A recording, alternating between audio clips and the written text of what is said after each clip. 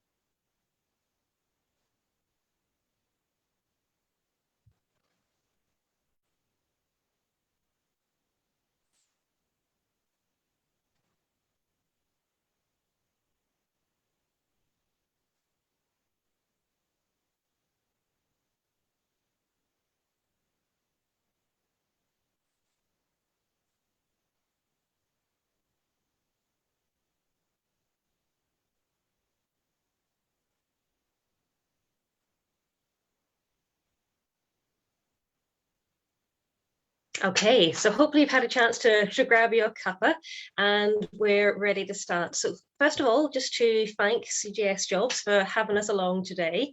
My name is Lizzy Pinkerton and I work with the Belfast Hills Partnership. So we're a small Northern Ireland environmental charity. And as a small charity, I get to be involved in all aspects of the work. So although I manage lots of different schemes and different staff, I also look after a lot of the HR and recruitment side of things. So this talk today is very much from a Northern Ireland point of view, and I'll touch upon that later in my presentation, but hopefully there are various tips and hints that anyone from any part of the UK or wider will benefit from this whole thing. So without further ado, let's see if we can get this slides working. Okay, so as I mentioned, we are in Northern Ireland. Northern Ireland, because of our history of troubles and discrimination, we have a very tight recruitment process. It is designed to try and eliminate any prejudices and to make the process as streamlined as possible. So therefore, you'll find within our process, we're not going to ask you questions that don't pertain to the essential and desirable criteria. So we're not going to get distracted upon what your hobbies are or what your interests are, because they are things that would probably give away what religious background that you are, and that's what we're trying to get away from, things that would suggest what you are and maybe cause discrimination as part of the process. So the first part of this presentation, I'm going to be looking at the actual job applications themselves. So what to do when you've found that dream job and you've got the application form, how do you make sure you fill it in the best possible way to ensure that you get that interview? And then the second part is then your preparation for the interviews, how you should be acting and reacting when you're in it, and also maybe trying to think about how predicting the interview questions themselves. And at the very end, I'll have a wee opportunity to ask any questions that anyone might have. So the application forms, you've found that really exciting job that you're after. It's really, really important to look through the whole pack of information. You've got your essential and desirable criteria, or if it's not exactly framed like that, there'll be words to that effect somewhere in it, and they'll say what attributes the candidate actually needs for this job. And it is like the on sale ad, exactly what it says on the tin. The essential criteria means that you absolutely must have it. I've had some applications from people before saying, oh, I don't have it, but I'm a really quick learner, I'd be very keen. It doesn't matter. That's really nice that you're a quick learner and you'd be happy to learn. It says it's an essential criteria. And because I've put it down as an essential criteria, if you don't have it, I'm afraid I cannot shortlist you. I can't interview. The desirable, on the other hand, is a little bit different. The desirable, I'll look at more if I've had loads and loads of applications and I'm trying to whittle it down. So if the person doesn't have the desirable criteria, it may not matter. If there's not a lot of people in for the job, it's the kind of criteria I'd love it if you had, but if you don't, well, I'll train you up on it when you get the job, so we'll not worry too much. So before you get anywhere near the application form, think really carefully about those essential and desirable criteria and think, how do I meet those criteria? And think about good examples of how I meet those.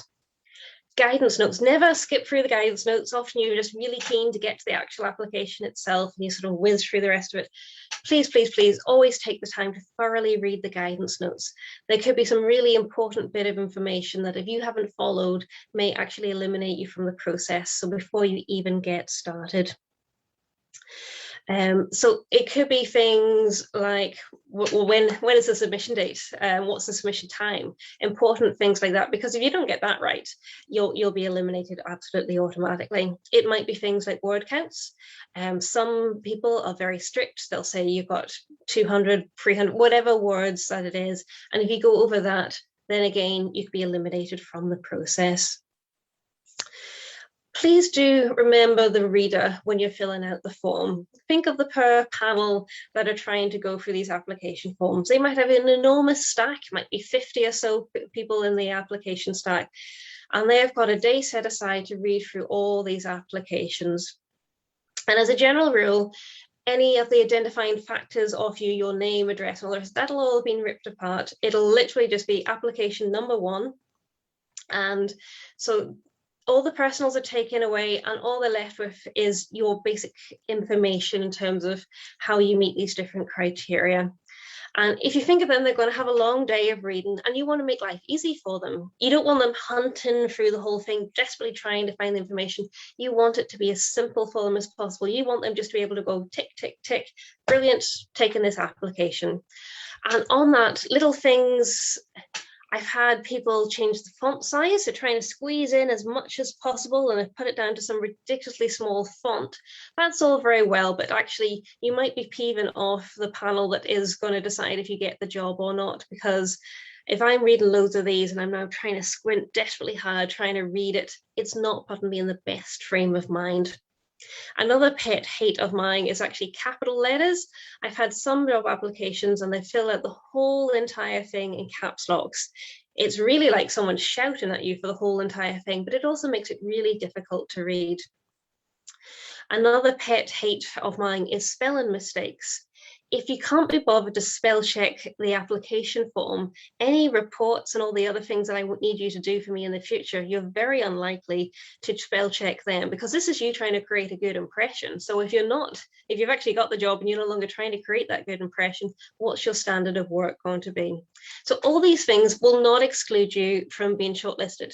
I'm not allowed to not shortlist you because you spelt things badly. That's not how it works. However, it is putting the panel in a bad frame of mind about you. You're going to have to do a very impressive interview for the panel to suddenly go, oh, actually, they're a brilliant candidate, because how you're presenting yourself so far isn't brilliantly. It is going to annoy people. And one thing people sometimes forget about is that it's all very well, you might have the essential desirable criteria, but you've got to actually provide some evidence. You've got to explain how you've got it. I've had applications at times and I said, yep, I've done lots of this. I'm great at it.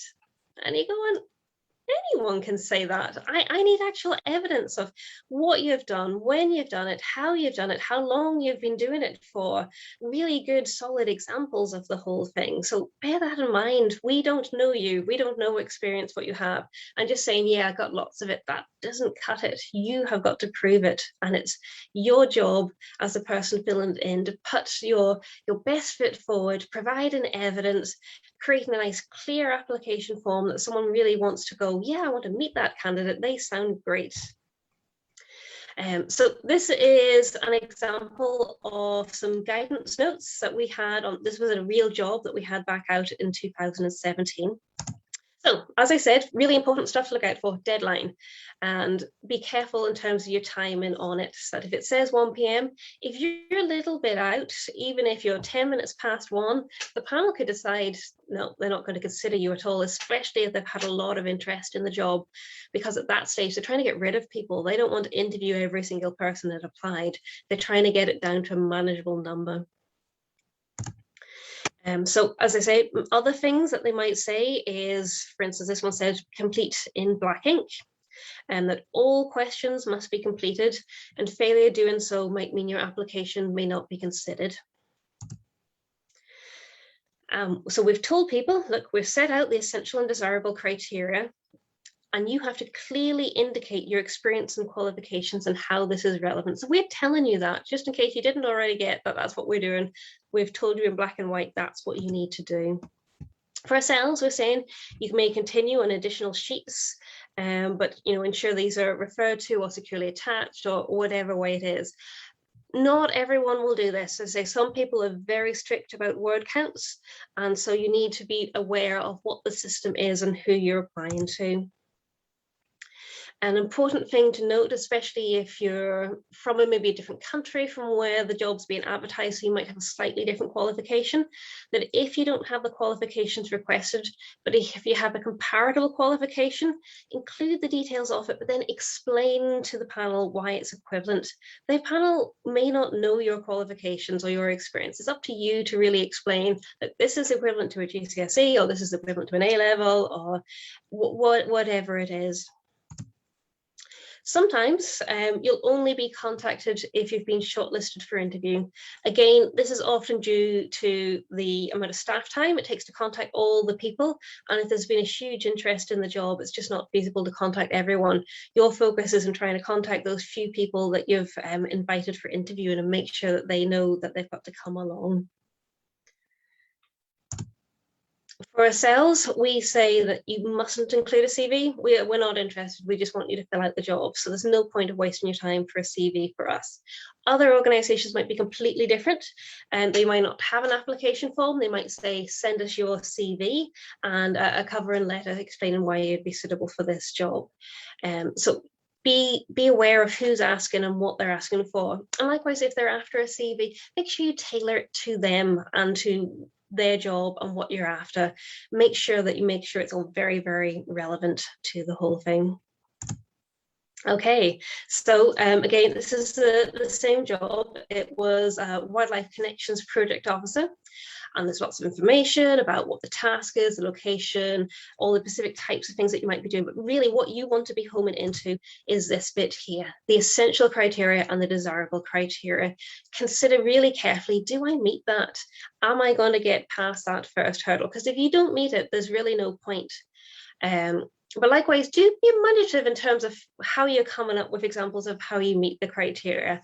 I know someone who went for a job that involved a little bit of retail, and they asked what retail experience they had, and they used a school tuck shop. It wasn't what the interview panel was expecting, and they made a bit of fun of him afterwards, but it ticked the box. It fulfilled the criteria. So just think outside the box a little bit in terms of, well, what might be the equivalent of, how can I meet this? Something else to be aware of, as I said, the desirable criteria they may not end up marking against. For ourselves, we tend to decide before the whole interview process what desirable criteria we're interested in. And this is again to make sure that we don't become prejudiced. We don't decide, oh, they sound like a good candidate, I want to make sure I have them whittled down. So we decide before we've seen any of the applications what desirable criteria we want to apply. So for instance, we might decide, okay, they've got to be able to drive, so we need to make sure that they have a driving license. So we say, yep, that's going to be my number one desirable criteria. And then we might say, oh, look, knowledge of land management operations, that's another really important thing. I'm going to make that my second desirable criteria. And then they might pick out a third one of, say, experience of preparing site reports. So then for ourselves, we fill them in beforehand, we sign that we've all agreed that. And so depending on the number of applications that come in, we might look at those desirable criteria or we might not. And we're literally using it as a means to whittle down to appropriate number for interview. For ourselves, we find like about 7 people in one day is quite a nice number to interview. Any more than that, you probably are going to roll on to a couple of days. And so ideally, that's the number we are trying to whittle down to. So we won't necessarily apply all the desirable criteria. We'll go through them all and then we'll apply that first, that one about the driving license, and we'll see how many that takes us down to. If we're still looking to get rid of a few, then okay, we'll go on to the second desirable criteria. We'll go on to that number 3, knowledge of land management operations. And again, we'll go through them all and we'll see how many we're down to. And if we're down to the number that we want at that stage, we'll go, oh, okay, we're not going to look at their previous experience of preparing site plans. And we'll just invite to interview on that basis. So for instance, those numbers there. So the panel, as I say, for the panel, you are simply a number. They don't know who you are or anything about you. And it's for the panel, it almost makes life slightly easier because it's easy to become more objective about someone that you don't know a name or anything. You're literally a number. Okay, so I'll move now on to the interview process. So the interview process, it is a formal process, and looking the part is important. I'm not saying you've got to wear a 3-piece suit or anything else, but try to make an effort. Try and make it look like you've made a little bit of an effort with your appearance. You're trying to look smart. And depending on the role you're going for, obviously, if they say you're going to do a practical tasks and like you're looking for a ranger job or something really inappropriate to go in your suit, then you've obviously got to dress to the task. But generally, try and make an effort, try and put a good foot forward on the whole thing. It always creates a good first impression. And you've got to remember, you are going to represent this company if you're an employee of theirs. If they're sending you out, they want to know that actually you can look well and that you'll represent the company well, that they'll not be embarrassed to send you out in front of a group somewhere. As with everything in life, preparation really is key. You can really tell the people who have really read up on things, who have done their research, who've thought about the different questions, who've been on your website, who've found out a little bit about you and your aims and objectives and the company's vision. And that is definitely what I'd advise anyone to do, is do as much reading around the subject as you can. And if you know people like working in a similar area or other people that you can talk to, like phone them up, have a chat, find out as much things as possible. If they've got sites, go visit the sites, get a real feel for the whole thing. Understanding the question. When it comes to the interview process, we know you're nervous, so don't panic about that. Don't panic if your brain freezes and you suddenly forgot what the question is. Ask again, just say, could you mind repeating that? They'll not mind, it'll be absolutely fine. Or sometimes if you're not quite sure you've understood, just clarify it. Say, do you mean this? Or do you mean that? Or, just sort of make sure that you really understand before you go headlong into the whole thing. And my advice often is just take a breath, take a moment. Don't feel like you've got to immediately rush into the answer, that you can stop and think about it a little bit and try and form a logical answer. And to me, the panel will be much more impressed by that than someone that just talks randomly at them. And talking for a long time is not necessarily a good thing in the interview process. And especially if you notice that they've stopped writing anything down and they're just looking at you blankly, it's probably time to stop. I have at times interviewed people and they just talk incessantly and you just thought, oh my, if they were working for us, we'd get nothing done. They're completely off topic and irrelevant. Do be ready for anything in an interview. We'll talk about predicting interview questions, but realistically, no one's ever really going to be able to predict exactly what questions come up. And you've always got to be able to stay light on your feet on these things. So yeah, as I say, be ready for anything and don't be afraid just to take a moment to think about it. But when you're in the interview, try to be likable, if that makes sense. Come across, enthusiastically, and this person is looking for someone to form part of their team. They're realistically going to have someone who's probably going to sit beside them every day in the lunchroom for the next X number of years. They want to make sure it's someone who's going to fit well in with the team that's there, someone who is not going to rock the boat and create a whole lot of hassle and havoc for them. And you want to know someone who actually wants the job. I have interviewed people before, and some people have been so, I'm not sure what the right term is, but so completely solemn and non-engaged, and you thought, they're just here for a bit of interview process, the experience, and they're not actually wanting the job. And then they phoned me up afterwards for a bit of interview feedback, and they said, oh, this would have been my dream job. I would have loved this job. And you're going, oh my, if you'd have shown a little bit of that more passion and enthusiasm in the interview, it might have come across differently. But, it felt like you had sure that you leave them under no illusion at all that actually this is my job, this is what I want to do, this is, it'd be great to get up every morning and do this. At the end of the interview process, there's generally always an opportunity for you to ask them questions. Take this opportunity and don't just take it and ask, when will I hear from you? You're going to hear from them at some point.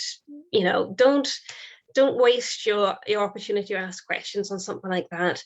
Ask them questions about their company, about the company's ethos, what the team is like to work for. Drill down more into the job and find out more about it and what you could add to it. And if you have an opportunity to apply for more funding and make it better and longer, and say, just really make the most of this, because this is your final impression that you're going to give to the panel. And if, for instance, there are two candidates who are really quite similar in terms of their score, this could be the one wee thing that puts you over the edge, that actually you're interested in them as a company and can ask intelligent questions, as opposed to, when will I hear? Don't worry about that bit of it at that stage. And likewise, this is not the time to try and negotiate your pay or your hours or anything else. Wait until you're offered the job and then start to try and negotiate those things. But this is not the time. Okay, so maybe let's think a little bit about predicting the interview questions. So in Northern Ireland, this has to be based on the essential and the desirable criteria. It has to be about the job and your ability to perform in that job. I'm aware in other places they might ask you other things, but in Northern Ireland, it will be about this in the professional level job. If you're going for a job in like a pub or a cafe or something, that's quite different. But in a professional job that you're filling out applications and all like this, it has to be based on these. So we'll take the first essential criteria here. It says at least 2 years relevant experience in designing and managing practical programs of work in at least one of the following areas: nature conservation, agriculture, environmental information and education, outdoor visitor management, countryside recreation, outdoor education, waste management, and community regeneration. So quite a lot of areas. So this is literally taken from our interview score sheet. So our very first question to the candidate was, tell us about your experience in designing and managing practical programs of work in at least one of the following areas. And we list the areas that they had before. So we were throwing no punches at all. It was literally taken from that essential criteria. So we'd hope that people would be well prepped and more than able to talk us through why they were. So for ourselves, and we often give a little explanation in the sort of purple as to what the scores are. So we tend to score between 1 to 5, and 5 being many years of experience across multiple areas of work. So ultimately, the more experience the person has and the more different fields that they've worked in, the more well they're going to score. And I know that's frustrating when you're straight out of uni and you don't have that much experience, but that's all the more reason why you need to get out there. You need to volunteer, you need to try and get that experience. I also just want to draw your attention to the fact that scores can often be weighted, and you'll see here for us, we decided to weight this one times 2. We decided this question was twice as important to us as the answers to a lot of the other questions. So in the interview process, if there are questions that you've done well in and they happen to have been weighted, actually you could end up doing fantastically well. So don't always panic if you think, oh, there's a few questions I didn't do very well in. If they weren't ones that were worth more points or whatever, then it may not have made that much difference as long as you scored well in the important ones. So just to take another one, we have here another essential criteria was previous experience of preparing project reports. So the question we asked was, what sort of project reports have you had to produce before? Give us the detail of how you went about producing one or two of these. So again, shouldn't have been any surprise. It was literally there in the criteria. And then here's our scoring. We said 5 would be for major detailed reports created from start to finish by the candidates as the main or the sole author. So you've got to remember, as you're talking to the interviewer, you need to give them detail. If you want to give a really short answer that said, oh yeah, I've done a couple of reports, that was all good, that's not going to score you much. Whereas you need to sort of outline what all the reports you did, who you did them for, what kind of length they were you the sole author, did you design them, did you maybe have like a steering group that helped with the input of it, how did you actually go about the whole thing? So don't be afraid to take your time to answer the questions and give as much detail as possible, because if you give really, really short answers, I'm afraid you're just not going to gain that many points. Even if what you were saying should have been good, you just need to give a little bit more information to really strengthen your answer. So these were just a few more questions that we asked. Tell us about experience of managing budgets and those kind of things. So I just wanted to draw your attention to is that the fact that not everything is always marked. So for instance, here we asked what days in particular would suit you, because this was a part-time role. We weren't marking that, we just wanted to know, and can you work on evenings and weekends? And again, on this particular occasion, it wasn't an essential thing for us, but it was nice to know, so it wasn't marked. If again someone was completely neck and neck, they scored completely, and then someone here said they were very flexible and they were used to evening meetings and they could do anything, they would get the jobs more just over the person that went, no, I can only do this one day and I can't do anything extra. So just be aware that it's always best to try and give as much of yourself as possible and to commit to these things. On this particular job, we also gave them a practical exercise. So this was an unseen thing. They came into the interview process about an hour before we were due to interview them. And we, this is actually our buildings in Belfast, and we let them explore the outside of the building. We give them this whole thing about how they create a site plan and what all they would design for this site and give its context. So just to be aware that there can be practical elements that you'll be tested on too. So they're not things to panic about, it's just something to be aware of. So I'm going to pause now and just say, look, does anyone have any questions? I know I whizzed through all that very, very quickly, but if anyone has any questions now, please just give us a wee shout. Otherwise, I'll just finish this presentation.